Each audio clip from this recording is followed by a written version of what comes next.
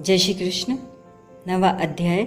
श्री कृष्ण का क्रोधी मुनि दुर्वासा एवं ऋषि कन्या की कथा कहना। सूत जी बोले, इसके बाद नारद मुनि आश्चर्य से मेधावी ब्राह्मण की पुत्री का अद्भुत वृतांत पूछने लगे। हे मुने, वह मुनि पुत्री फिर उस तपोवन में क्या करती रही और किस मुनि ने उसके साथ विवाह किया? श्री नारायण बोले, वहाँ उस पुत्री को अपने पिता की रह कर याद आती और बार बार शोक करते हुए उसके कई वर्ष बीत गए। उस सूने आश्रम में उसकी दशा ऐसी हो गई थी जैसे अपने झुंड में से बिछुड़ने पर हिरनी की हो जाती है।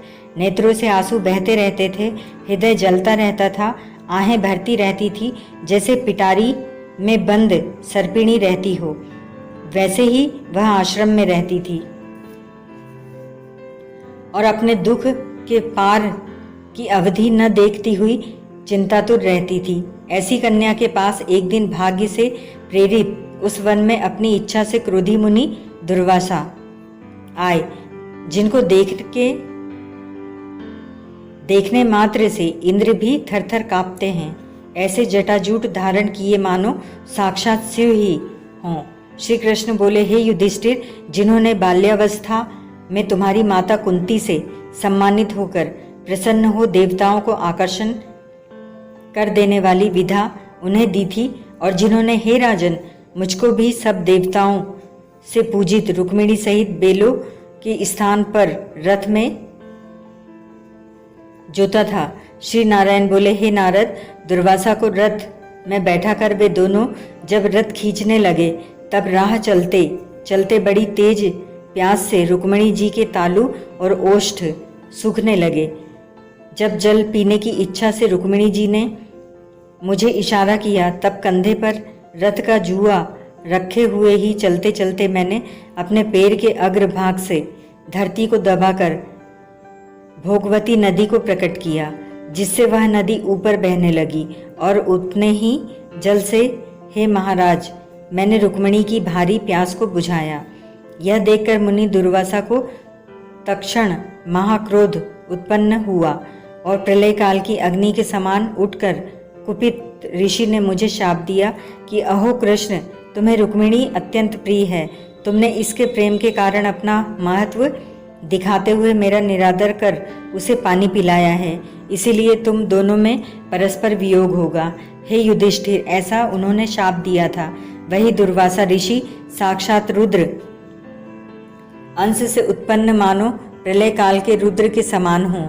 वे अत्रि ऋषि के उग्र तप रूपी कल्पवृक्ष के अतिश्रेष्ठ फल और सती शिरोमणि अनुसुईया के गर्भ से उत्पन्न अति मेधावी दुर्वासा नाम के मुनि मानो साक्षात तपस्या ही ने मूर्तिमान हो अवतार लिया हो।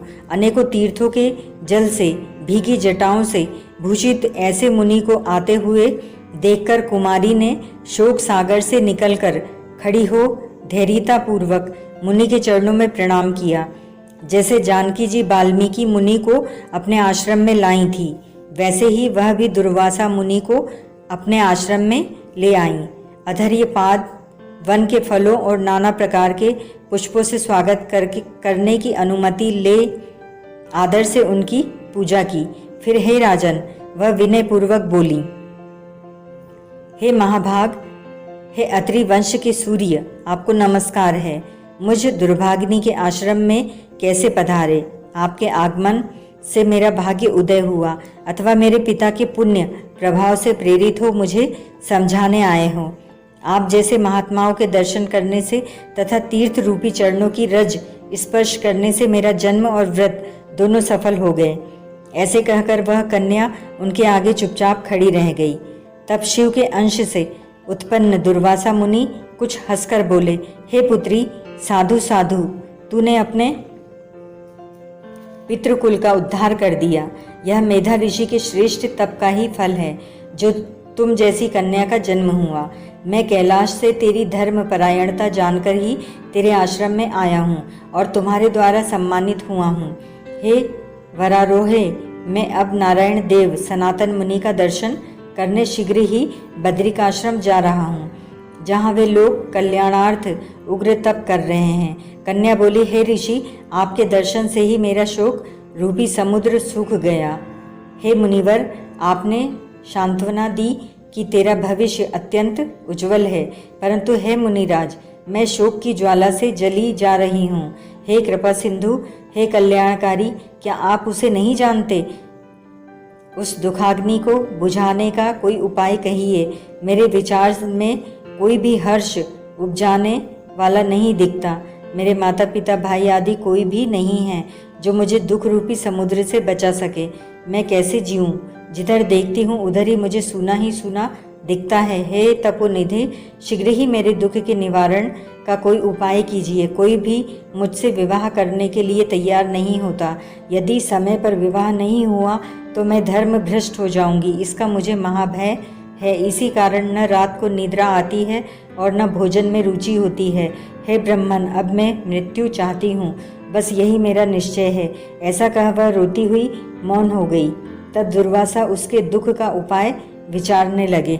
श्री नारायण बोले, इस प्रकार मुनि कन्या के वचन सुन उसका अभिप्राय समझकर दुर्वासा मुनि उसके कल्याण का विचार कर अत्यंत कृपा की दृष्टि से उसकी ओर देखकर हितकारी वचन बोले। ओम तत्सत।